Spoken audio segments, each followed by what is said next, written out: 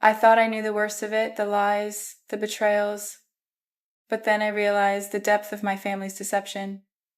They mocked me, underestimated me, and kept me hidden in plain sight. It wasn't just about being humiliated, it was about everything I was entitled to, everything they stole from me.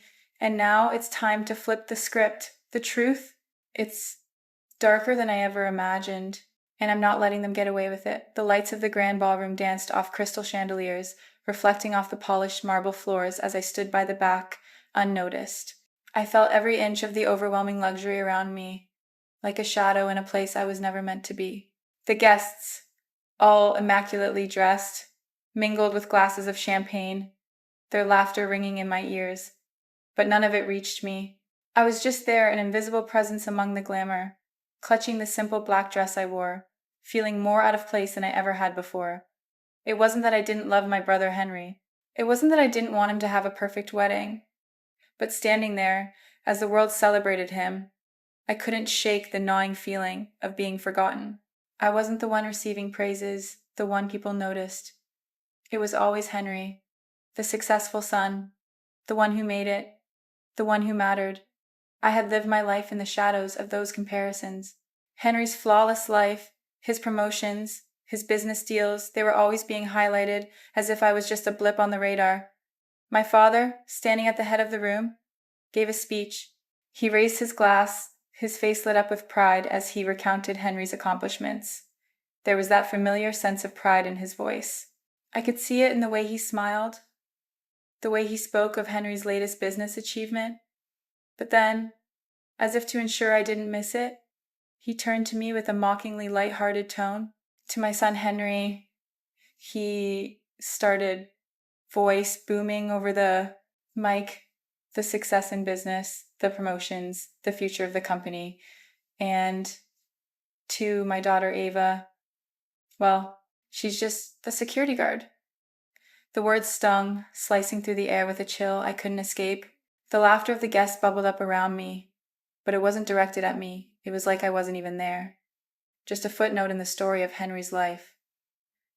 My father's mockery cut deeper than any sharp words could. In a room full of 300 people, I was the joke. I could feel my cheeks burn with humiliation as I forced a smile that didn't quite reach my eyes.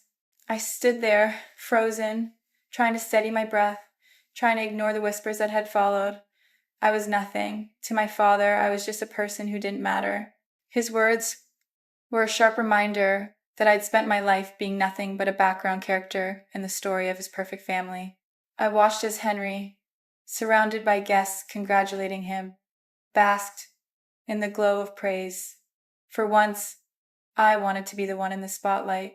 I had worked my whole life to be somebody, but none of it seemed to matter. Not to my father, not to anyone. The bitter truth settled in my chest as I looked at my father again. His face was a mixture of pride and indifference, and that's when it hit me. He didn't see me. Not really. I wasn't the daughter who mattered, the one who deserved recognition. I was the one who had to fight for scraps of approval, just to be acknowledged. The moments seemed to drag on, and I could feel my heart pounding in my ears. I couldn't stay here any longer. I stepped outside, needing to breathe, needing to escape the suffocating atmosphere. The cool night air hit my skin, sharp and fresh, offering some relief. I pulled up my phone, trying to distract myself from the chaos in my mind. That's when the text came through. It was from my supervisor at the DEA. Turn on the news. Watch now. The message jolted me out of my thoughts. I didn't know why, but I followed the instruction. I hurried inside, moving past the guests who barely noticed my absence. The TV screen in the corner of the room flashed with breaking news. DEA strikes major blow against cartel. And there, right in the center of the screen, was my face. The anchor's voice rang out, announcing the takedown of a large cartel in Southern California, an operation I had led. The DEA had just dismantled one of the largest criminal networks in the country, and there I was, at the forefront, leading the charge. It was surreal. My heart raced as I saw my own face, my own achievement, recognized by the world. For the first time, I felt like I mattered. But just as quickly, the triumph felt bitter. How could I celebrate when my family had just humiliated me in front of hundreds of people? How could I feel proud of something I'd earned when my father, the one person whose approval I'd always sought, hadn't even cared enough to acknowledge my work? As I stood there, watching the news broadcast, I could hear murmurs behind me. People were checking their phones, whispering about the news. My father, still oblivious, continued to interact with the guests, but I could see the tension in his face as the reality of the situation began to set in. The room felt different now, almost like the guests were seeing me with fresh eyes. There was no more hiding my accomplishments, no more pretending I was invisible, but in a strange way the recognition felt hollow. It was a victory without any real celebration. I walked back into the ballroom, my heels clicking loudly on the floor. The guests, now aware of the news, glanced at me with new respect, though some still whispered in confusion. I met my father's gaze as he turned towards me. There was an uncomfortable pause. His face was no longer one of pride. Instead, it was a mix of nervousness and realization. He had no idea what had just happened. I walked toward him, my mind made up. I couldn't stand by anymore, letting him get away with dismissing me like this. This time, I wouldn't be silent. Ava, dear, I didn't. Save it. I cut him off, my voice steady but firm. You have no idea who I am, do you? The room fell silent as I stood there facing him, the man who had always diminished me, the man who had always put my brother above me. I'm not just the security guard you think I am. I continued, my voice unwavering. I'm the one who led the largest bust in DEA history. The cartel you were celebrating, the one you've ignored for years, was taken down because of me. There was a moment of stunned silence before the guests started to murmur, some nodding in acknowledgement, others unsure of how to react. But I wasn't finished yet. Your applause, your recognition, it's all for him, isn't it? Well, I'm done being in the shadows, I said, my voice rising with every word. I'm done being your afterthought. And with that, I turned away, heading for the door. The whispers grew louder, but I didn't care. I had said my piece. I had confronted him. And, for the first time in my life, I felt like I had control over my own narrative. As I stepped outside, my phone buzzed again. This time, it was a message from my boss urging me to attend a meeting regarding the operation. Time to focus on what really matters, I whispered to myself, but something had shifted in me. This battle wasn't over. I stepped out of the wedding ballroom, needing space, a moment to breathe. The air in the hotel lobby felt cooler, more forgiving. There were no bright lights, no forced smiles, no families pretending that everything was perfect. Just me, standing there alone, the weight of the night pressing down on me. I could still feel my father's dismissive words echoing in my head. Just a security guard. The sting was sharp, but I was too tired to cry about it anymore. I took a deep breath, trying to steady myself. The hustle and bustle of the wedding felt like it was a million miles away. I was in this quiet lobby, standing under the harsh lights of a TV mounted on the wall. The low hum of people talking, the faint clink of glasses from the ballroom, faded into the background. I was alone with my thoughts. My phone buzzed in my pocket, and for a moment, I almost didn't want to look, but curiosity pushed me to check. As soon as I saw the name on the screen, I knew it was from my supervisor at the DEA. Turn on the news. Watch now, the message read. I frowned, but before I could second-guess myself, I turned towards the TV on the wall. The news segment was just starting. I leaned in closer, watching as the camera zoomed in on a news anchor. My eyes were glued to the screen as she began speaking. A major DEA operation took down a large cartel in Southern California today. Leading the charge was Special Agent Ava Collins, responsible for the bust that dismantled one of the largest drug organizations in the country. I froze. That was my name. My picture flashed on the screen next to the news anchor. The words special agent were like a foreign language to me, even though I'd been wearing that title for years. I felt a rush of emotions hit me all at once. Shock, confusion, a flicker of pride, followed quickly by resentment. There I was, finally getting the recognition I deserved, but not the way I thought it would come. The way I imagined it happening wasn't like this. I had spent years working in the shadows, taking down criminals, staying out of the spotlight, and now I was the hero of a national news story, and the irony wasn't lost on me. My father, who'd so easily belittled me in front of hundreds, now had to watch as his own daughter was celebrated for something he had completely overlooked. The thought felt surreal, but I didn't have time to dwell on it. I couldn't. I walked back into the ballroom, and the shift in atmosphere was undeniable. The guests, who had previously been busy with their champagne and idle chatter, now murmured amongst themselves, checking their phones. Some looked at me with new respect, but others still struggled to process the change. They were whispering, passing their phones around, and I could feel the weight of their stares. My father was still at the front, trying to entertain the guests with his usual boisterous demeanor, completely unaware of the revelation that had just unfolded. It was almost laughable. My father, proud of his perfect son, his perfect life, and here I was, the woman who had just taken down one of the most dangerous criminal networks in the country, and he had no idea. I could hear the murmurs, but I wasn't ready to confront anyone yet. I needed more than just recognition. I needed something more than the empty congratulations from people who didn't know what it took to get here.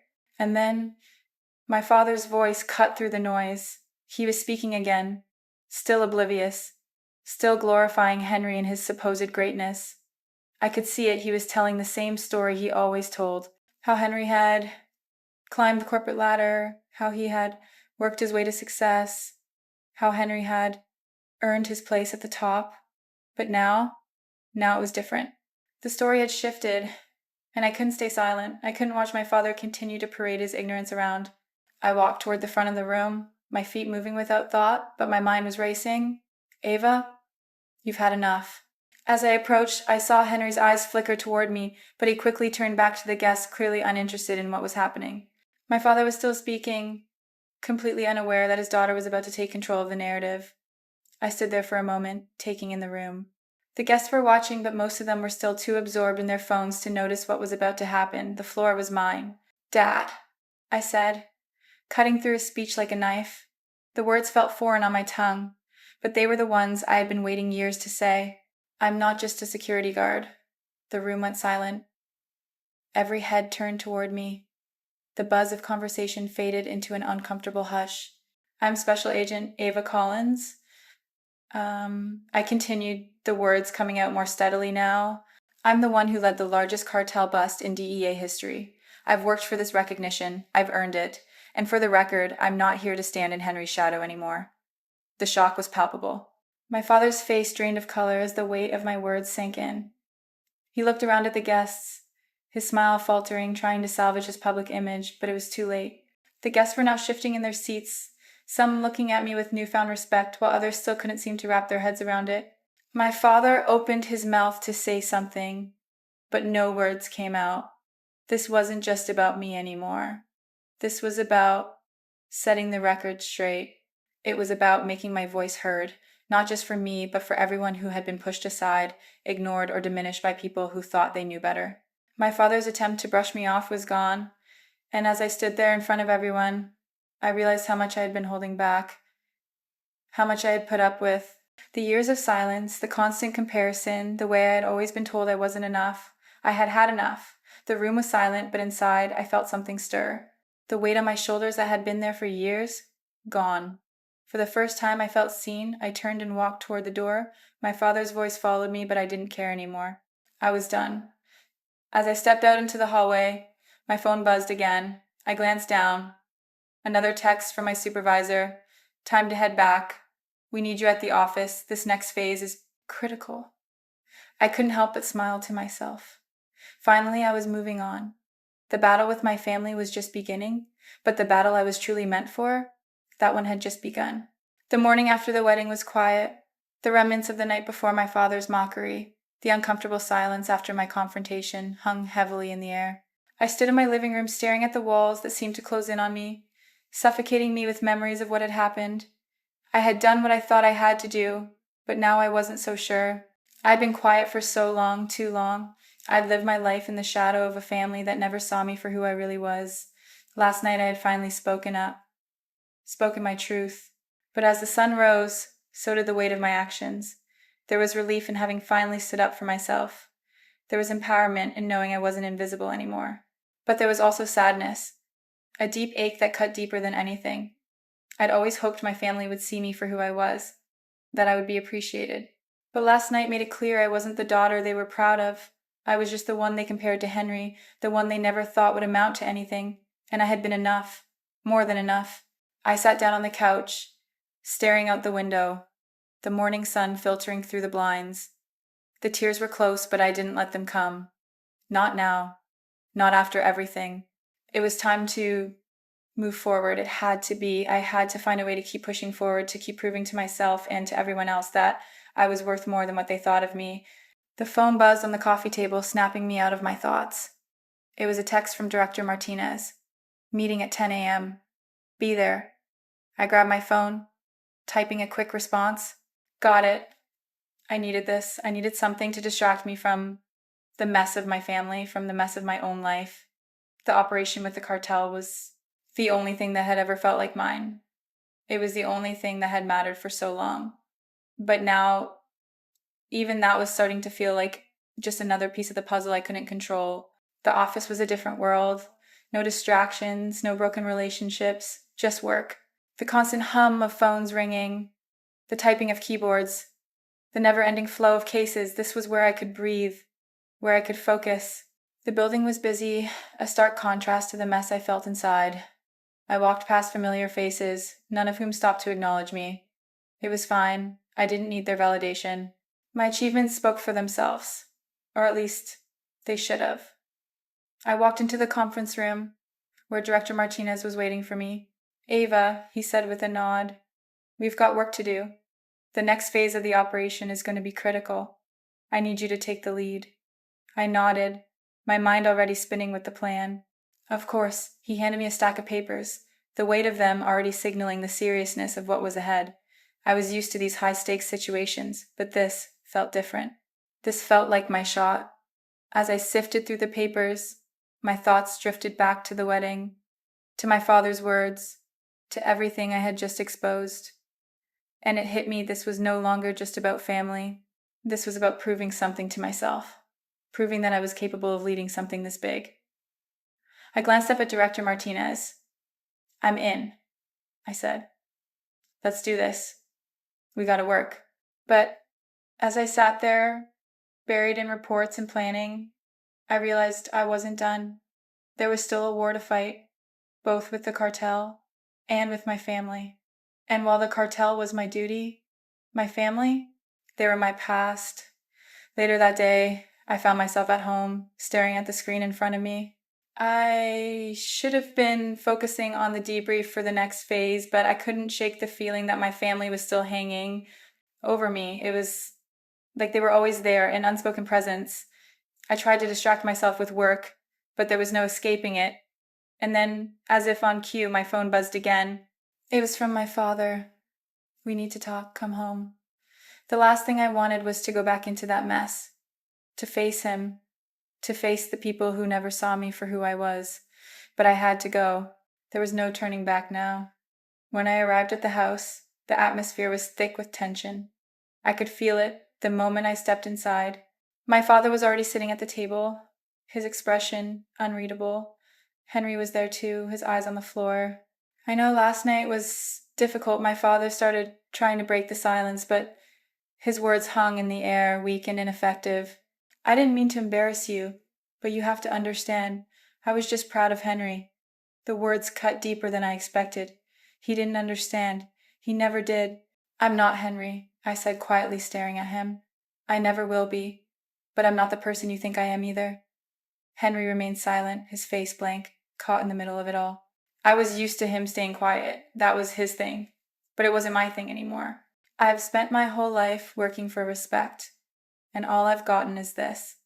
I continued, my voice growing louder with every word. I've had enough.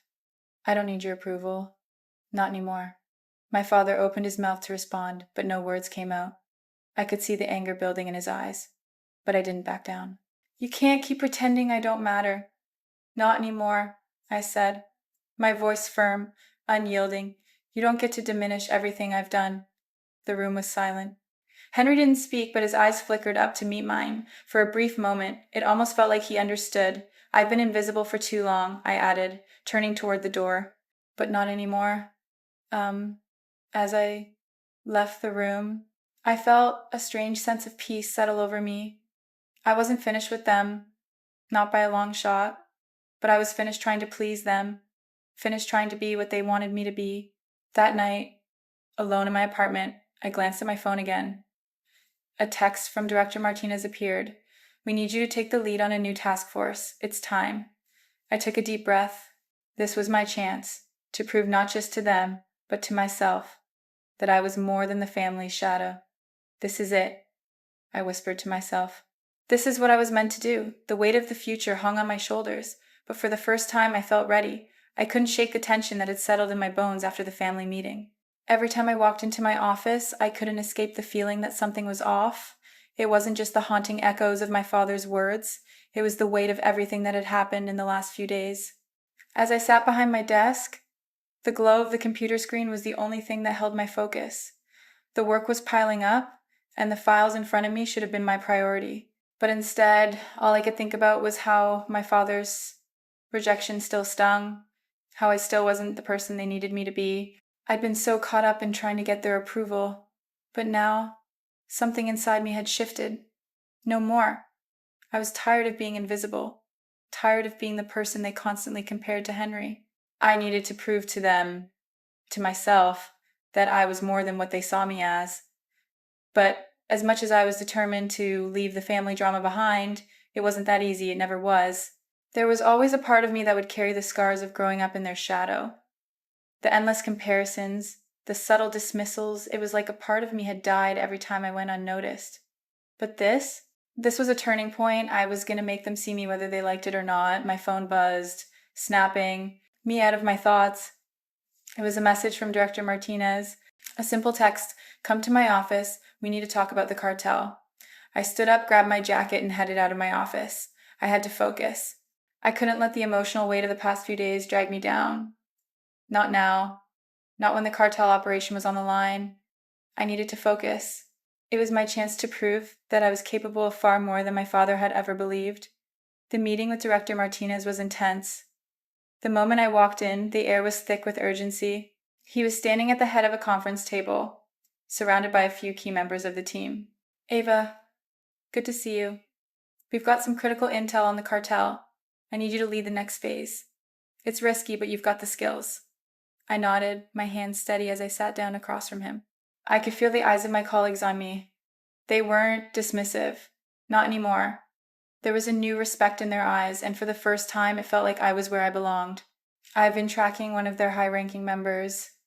I began laying out the strategy. "We have intel on his movements, and we know where he'll be tonight. It's our best shot to get him." The team listened closely as I spoke, offering suggestions and collaborating.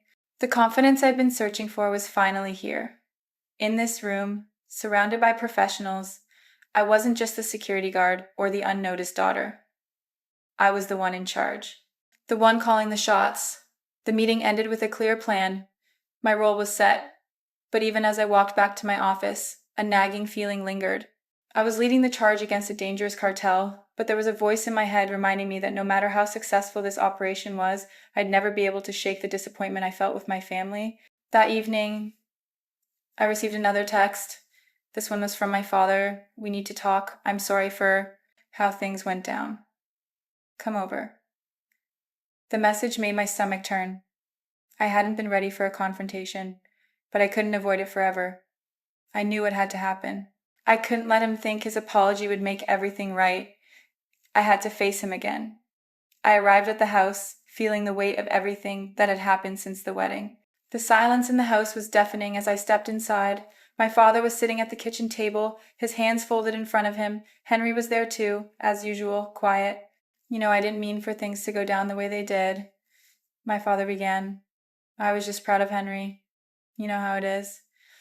I took a deep breath. "It's not just about the wedding, Dad.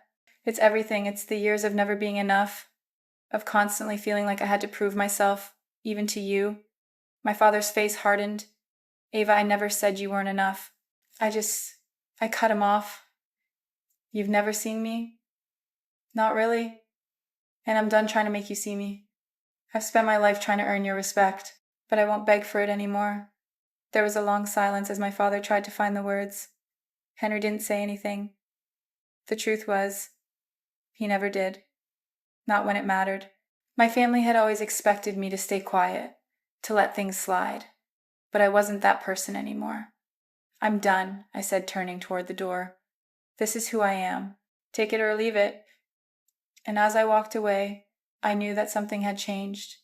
The family I'd tried to belong to was no longer my priority. They never would be again. Later that night, I sat in my apartment, staring at my phone. I had just received another message from Director Martinez. We're moving forward with the operation. The next phase starts tomorrow. You in? I stared at the message for a moment before typing my response. Of course, I'm ready.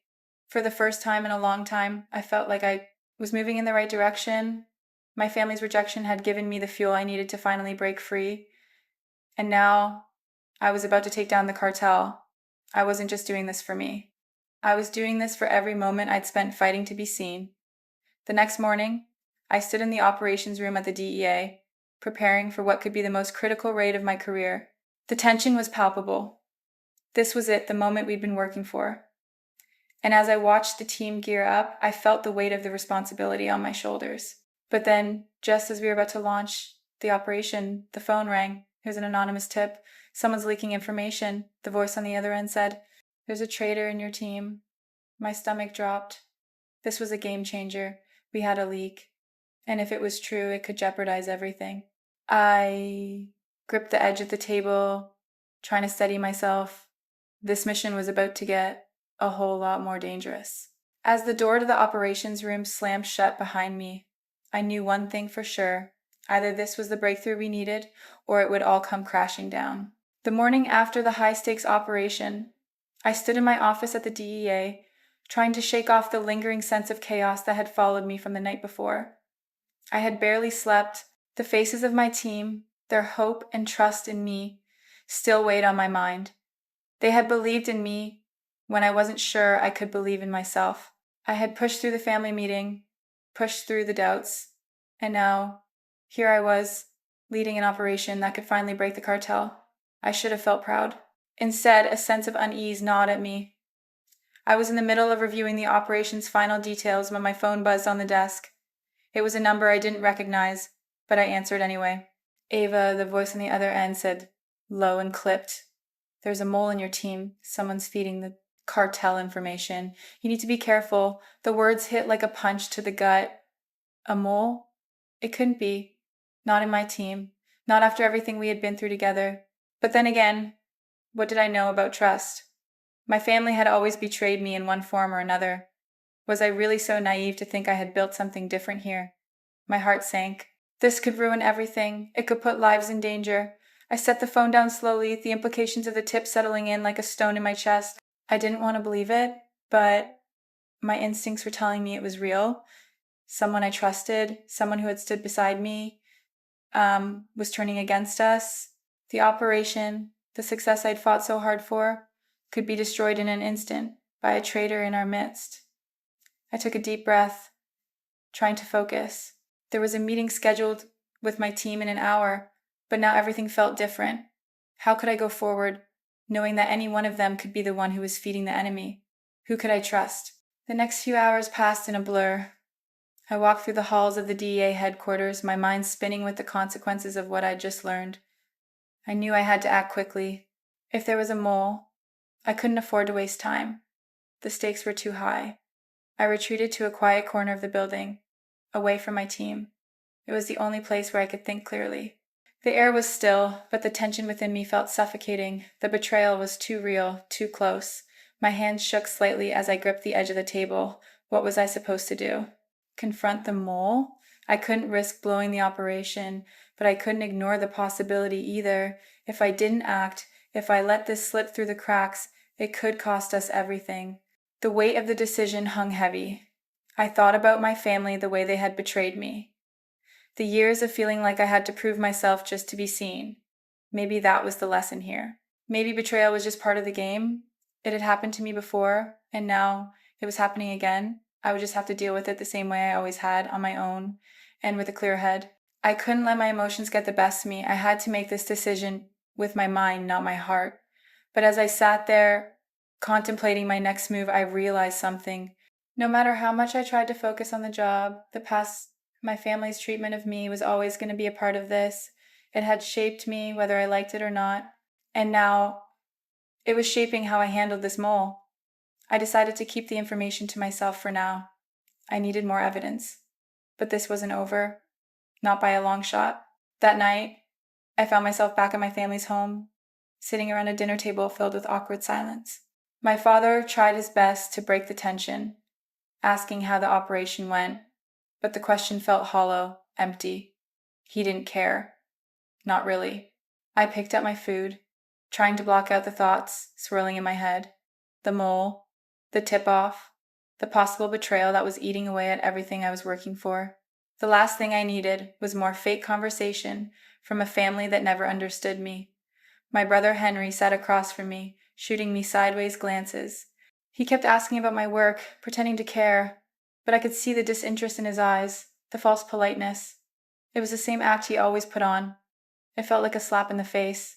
I wasn't some little sister to be coddled. I wasn't some failure to be humiliated. I was a damn good agent, and they needed to see that. As the dinner wore on, I realized just how far gone my family was. They would never see me for who I truly was, never respect me the way I deserved. And you know what? That was fine. I didn't need them anymore. I was done trying to make them understand. They had their way of seeing me, but I had my way of living. The next morning, I was back at the DEA headquarters. We were nearing the final phase of the operation. This was the moment I had worked for, the one that could define my entire career. But even as I went through the motions, the weight of the mole's presence hung over me. The distrust was suffocating. Ava, you're doing this for yourself. That thought kept echoing in my mind as I briefed the team. We were about to move in on the cartel's inner circle. This could be the breakthrough we'd been waiting for. But the mole, the thought of it made everything feel fragile, like we were on the edge of a cliff, just waiting for the wrong step to send us tumbling down. As I gave the orders, my mind kept returning to the tip-off. Who could I trust? The feeling of betrayal was almost unbearable, but I had to keep it together. I had to. For the team, for myself, the operation was going to happen no matter what. The stakes were too high to back out now. Just as I was about to head into the operations room for the final preparations, my phone buzzed again. It was a message, an anonymous one. You're getting too close. Watch your back. Someone's working against you. You don't know who you can trust. My breath caught. The walls were closing in, and the message only confirmed my worst fear. The mole was closer than I had ever imagined. I clenched my jaw, trying to shake off the unease. The next move was critical. One wrong step, and everything could collapse. I couldn't let that happen. I wouldn't let it happen. As the door of the operations room slammed shut behind me, I knew one thing for sure. Either this would be the breakthrough we needed, or it would all come crashing down. The quiet hum of the DEA office surrounded me, but inside, my mind raced. It was late in the evening, and the only thing that kept me from losing my grip was the task ahead. The mole was still out there, and tonight, I was going to confront the one person I thought I could trust. The tip-off I received earlier in the day weighed heavily on me. I couldn't ignore it anymore. I had enough evidence. Now all I had to do was confront them. I had thought about this moment for hours, rehearsed every word, every move. I couldn't afford to make a mistake. If I was wrong, everything I had worked for could come crashing down. But if I was right, I was about to unravel a betrayal that could destroy everything again. As I gathered the files, my hands trembled slightly. I hated the uncertainty, the fear of what might be exposed, but deep down a part of me felt empowered. Confronting the mole would be my way of taking control, of proving that I wasn't just a victim of betrayal. Not anymore. I checked the time. It was almost time. I needed to meet the person in a private, secure location. No distractions. Just us. I had to see it in their eyes. Was I wrong? Or was this betrayal the ugly truth? The room was cold, sterile, the kind of place meant for serious discussions. I had arranged the meeting to take place here, away from prying eyes. I sat at the small metal table, the only light coming from the single overhead bulb. My breath was shallow. The door opened slowly, and they walked in. I'd worked with this person for months. We'd shared victories, frustrations, late nights, and early mornings. They were part of the team. But now, as they stepped into the room, I could feel the weight of the moment bearing down on me. The room felt smaller, suffocating. They closed the door behind them, and I stared at them for a moment before speaking. I know what you've been doing, I said, my voice steady but betraying the storm of emotions inside. I have the evidence. Don't try to deny it. The mole didn't flinch. For a moment there was silence. Then they shifted in their seat, and I could see at the smallest sign of discomfort. It wasn't much, but it was enough. They began to speak, but their words were shaky. Ava, you've got it. All wrong, it's not what you think. I placed the folder in front of them, pushing it across the table. The evidence says otherwise. I've seen the messages, the intel you've been passing. Their eyes flickered to the folder but quickly looked away. I was just trying to protect someone, they murmured. I thought it was the best thing to do. A chill ran through me. Protect someone? Who? It didn't matter now. I pushed the folder closer to them, leaning forward. Protecting someone? I repeated, my voice rising. You were sabotaging us. Sabotaging me. Do you know what you've done? They sighed. Shoulders slumped. The confession came slowly, unwillingly. I had to make sure the cartel didn't come after me. I had to make sure I got out of this alive. I sat back, a wave of disbelief washing over me. The betrayal hit harder than I expected, deeper than I could have ever prepared for. So, you risked everything for yourself. You risked my team, our operation, and you thought you were the only one in danger? The words didn't come easy. I had worked with this person. I had trusted them. They had been part of the family I'd built in this damn place. And they had thrown it all away for their own self-preservation. For what? For a future they couldn't see without someone else's blood on their hands? I didn't mean to hurt anyone, they said, almost pleading now. Well, you did, I replied, my voice hard, cold. You hurt me. You hurt all of us. I stood up, feeling the anger rising in my chest.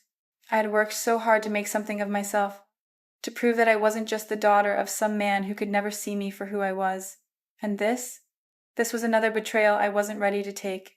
They stood up too, the shift in their posture betraying their desperation. Ava, please, just understand. It wasn't personal. I didn't mean for it to happen this way. I didn't answer immediately. Instead, I turned and walked toward the window, needing a moment to collect myself.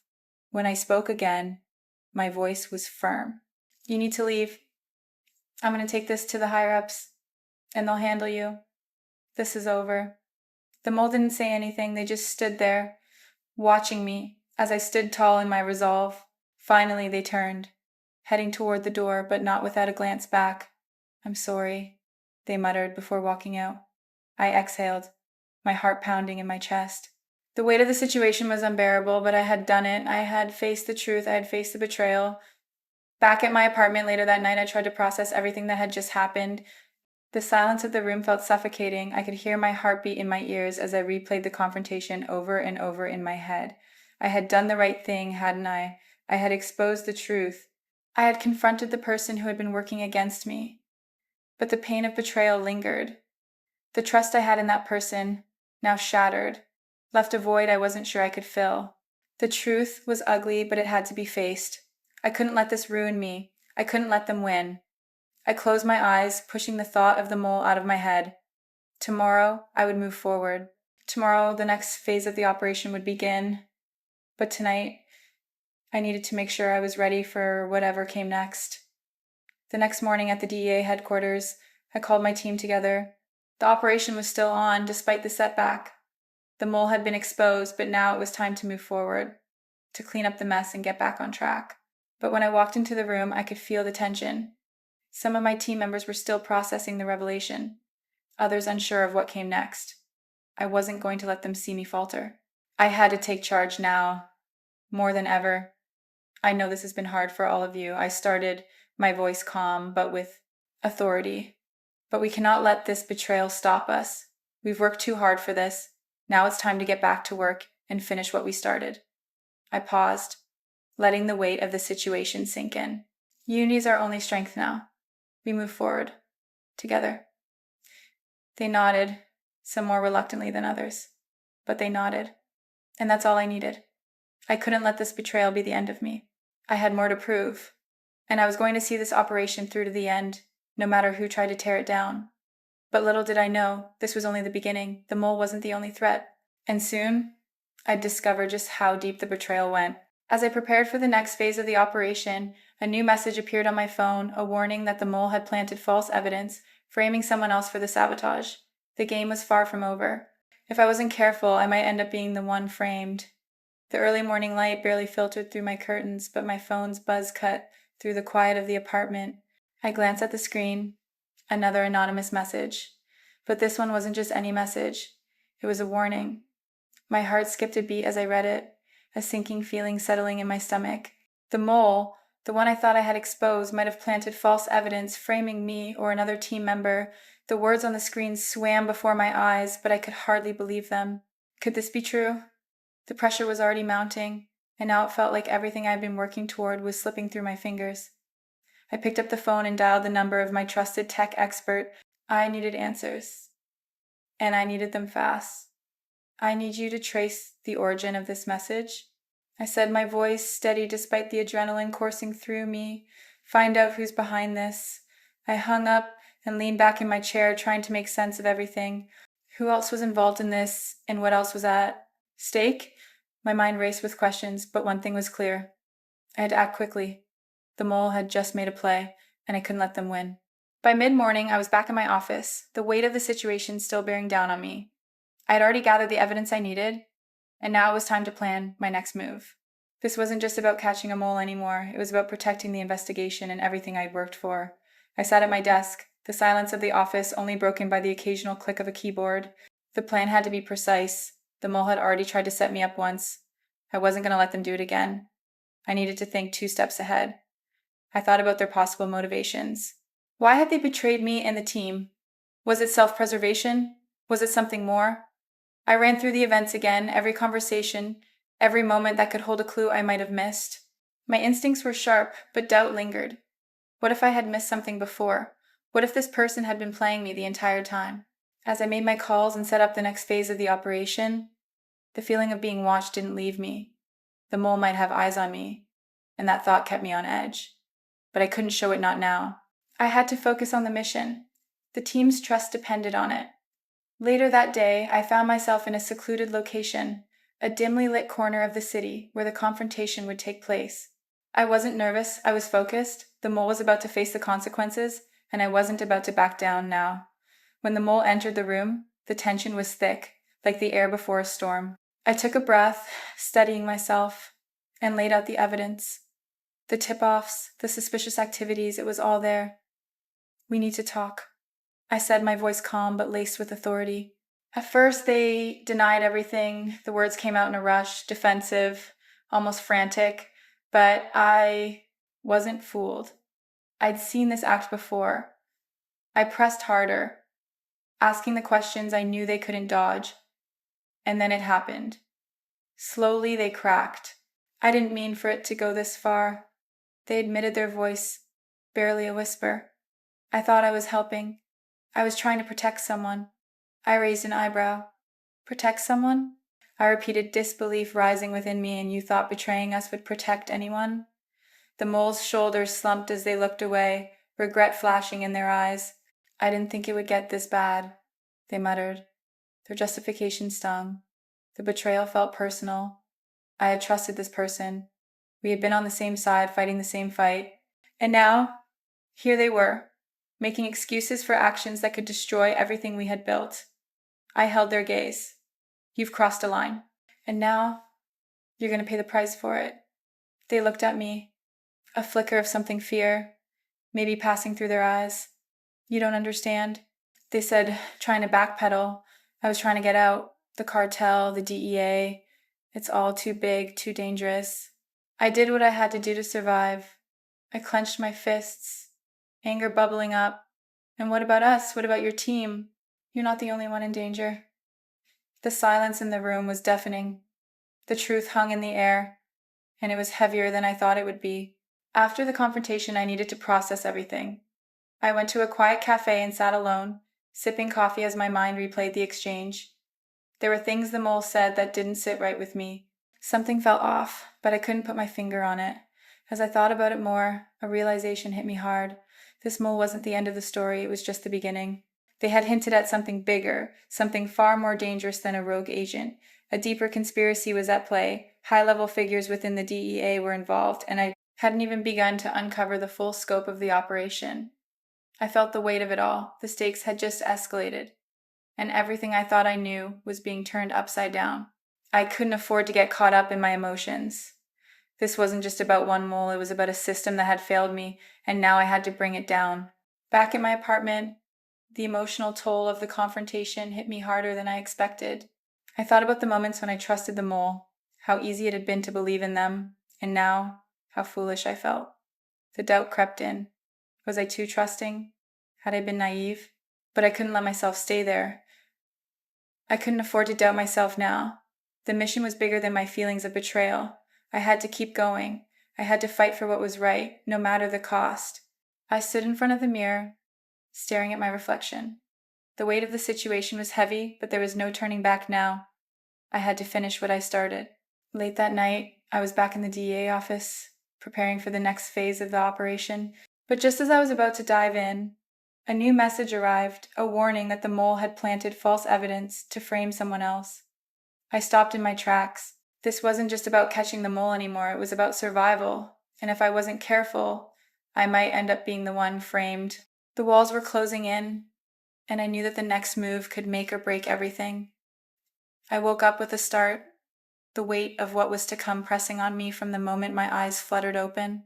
The message I had received the night before echoed in my mind. This was it. The final showdown. My pulse quickened as I got out of bed and moved to the window, looking out at the city that had been both my battleground and my prison. The stakes had never been higher. The conspiracy was closer than ever, and I had to bring it all to light before it was too late. I stood in front of the mirror, gathering my thoughts. The risks were unimaginable, but the truth was finally within reach. It was time to end this. I wasn't going to walk away from the fight now. A final warning had come through. Someone from within the agency had tipped me off that the conspiracy ran deeper than I could have ever imagined. Someone I had trusted might be pulling the strings, manipulating everything I had worked for. My heart pounded in my chest, but there was no turning back. The game had changed, and now it was my turn to take control. I texted my team, giving them clear instructions on what needed to happen next. Each of them had a specific role in this final operation. There would be no mistakes, no room for error. As I looked over the final pieces of evidence I had gathered, my mind raced. This had to work. It had to. The sun had barely risen by the time I found myself inside the DEA headquarters, surrounded by the familiar hum of a place I'd come to both love and despise. My head was clear, though my heart was heavy. I had infiltrated a meeting with key officials, and I knew I was close. Close to the truth, but close also meant dangerous. As I sat through the meeting, my eyes scanned the documents in front of me. And then, there it was, the document that tied the conspiracy to high-level figures within the agency. I could feel my breath catch. This was the game changer. But I also knew revealing it would come with consequences. The weight of everything I had uncovered threatened to crush me, but I couldn't hesitate now. Suddenly, a tap on my shoulder broke my concentration. I turned around, and one of the key conspirators was standing just behind me, an unsettling smile creeping across their face. I felt my stomach drop. This wasn't good. They knew. A brief exchange of words, and I was alone with them in a small room. My mind raced as I tried to figure out how to get out of this without blowing everything. But before I could make my move, the door clicked, shut behind us, and the air thickened with tension. I stood in front of the leader of the conspiracy in a secretive location, a building that smelled of mildew and old betrayal. It was fitting. This place had been the site of all the corruption, and now it was the site of the final confrontation. I laid the evidence out on the table in front of him, one document at a time. Each word, each piece of proof I presented felt like a punch to the gut. This was it, the truth. The leader tried to stay calm, but I could see the cracks forming in their facade. They knew what was coming. "You don't have to do this, Ava," the leader said, their voice dripping with false sympathy. "We could end this chaos right now. Join us. Help us make it all go away." I didn't flinch. "You think I'd join you?" I asked, my voice colder than I felt. "After everything you've done?" Their face twitched. "You don't understand," they began, voice faltering. "We're bigger than the DEA. We control everything." "Not anymore," I said firmly. "I'm taking you down." The leader's eyes narrowed, and they moved closer, their voice turning into a hiss. "You think you've won? You're just a pawn in a much bigger game. The people you trust, they've been manipulating you all along. They had the audacity to try and intimidate me in that moment, but I wasn't afraid, not anymore. I had already made my peace with the truth. The anger that had built up over the years, the betrayal I'd endured, it all came to the surface now. The only person I've been trying to take down is you. I shot back, and that's exactly what I'm going to do. I stood in my office, my mind reeling after the confrontation. My heart raced, but there was no time to rest. I couldn't afford to be caught off guard again. The leader had revealed more than I had expected, something that shook me to my core. The conspiracy didn't just run through the agency, it ran through my family. The leader had been using my family as leverage, blackmailing them to manipulate my decisions, pulling me deeper into their web. The betrayal was worse than I ever imagined. It was personal. I sat down at my desk, my hands trembling. This was what they had wanted all along, to break me, to use my weaknesses against me. But now, I knew exactly what needed to be done. I wasn't going to let them win. The tension in the air was palpable as I walked into the high-stakes meeting room later that day. I had everything I needed to expose the conspiracy, every piece of evidence, every detail that would bring them down. The time for talking was over. I laid it all out for the leadership of the DEA. Every betrayal, every lie. The evidence was overwhelming, and they had nowhere to hide. The conspirators tried to defend themselves, but it was too late. I had already secured the victory. The room erupted into chaos as they were taken into custody. I stood there, silent, watching the events unfold. It was over. But as I stood there, I knew that even though I had won, the cost had been high. The scars from this battle would never fade. The betrayal, the lies, the manipulation, it had all taken its toll. Later that night, I was alone in my apartment, reflecting on everything that had happened. The battle was over, but there was no peace. I thought I had won, that everything had come to an end. But then my phone rang. The voice on the other end was unfamiliar, and it sent a chill down my spine. Ava, you've made a powerful enemy. You think it's over, but it's just beginning. I froze, the words hitting me like a punch in the gut. Who is this? I demanded, but the line went dead before I could get an answer. I sank into the couch, my heart racing. The fight wasn't over. It was just beginning. I sat alone in my office, the early morning light streaming in through the blinds, casting a long shadow on the floor. The silence was almost deafening. I had spent the last few days sorting through everything, every piece of evidence, every moment of doubt, every setback. The truth was finally out there, but the weight of it still lingered. I fought hard to expose the conspiracy, to restore the integrity of the agency. But now, in the stillness, I couldn't help but wonder if it had all been worth it. The journey had taken everything from me, my trust, my sense of security, and in many ways, my peace of mind. Looking back, I couldn't ignore the emotional toll it had taken. The betrayals, the moments of doubt, the people who told me I couldn't win. There had been a time when I almost believed them, but not anymore. Now that it was over, I realized that the scars from this battle would never fully fade. Even though I had brought down the conspiracy, the emotional aftermath would follow me for the rest of my life. And yet, there was a strange sense of peace too. I had faced my demons and come out on the other side stronger. The past would always be a part of me, but it would no longer define me. I looked at the photos, documents, and case files scattered across my desk. Each one marked a pivotal moment in this long, grueling fight, but I knew it was time to close this chapter. The future was calling, and it was time to move forward. My past wouldn't be forgotten, but it was no longer my burden to carry alone. I had done what I set out to do. Now, I needed to focus on what lay ahead. The press conference was looming, and I couldn't escape the weight of the moment. As I walked through the DEA headquarters, the buzz of activity around me seemed to fade. The world outside knew what I had accomplished, but the reactions were mixed. The news outlets had their say. Some hailed me as a hero, others as a victim of the system, but one thing was clear: the public was watching.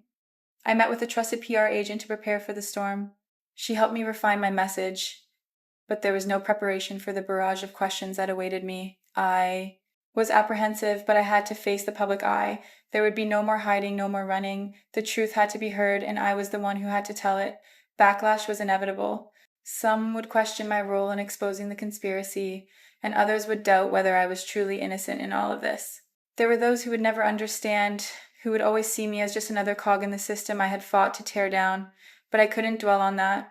My story wasn't for them. It was for those who had been crushed by the same system, for the ones who had been silenced, manipulated, and betrayed. It was my time to speak for them.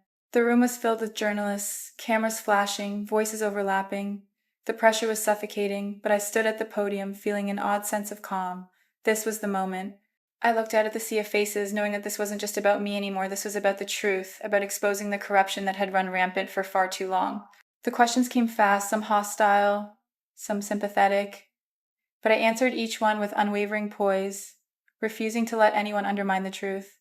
When the time came, I unveiled the final piece of evidence, the missing link that tied the conspiracy together. The room fell silent as the weight of my findings sank in. I had done it.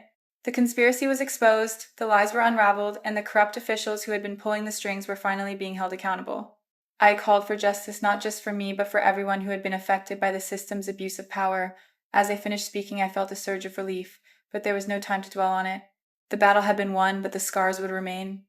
I had reclaimed my dignity, and for once, I felt like I had my voice back.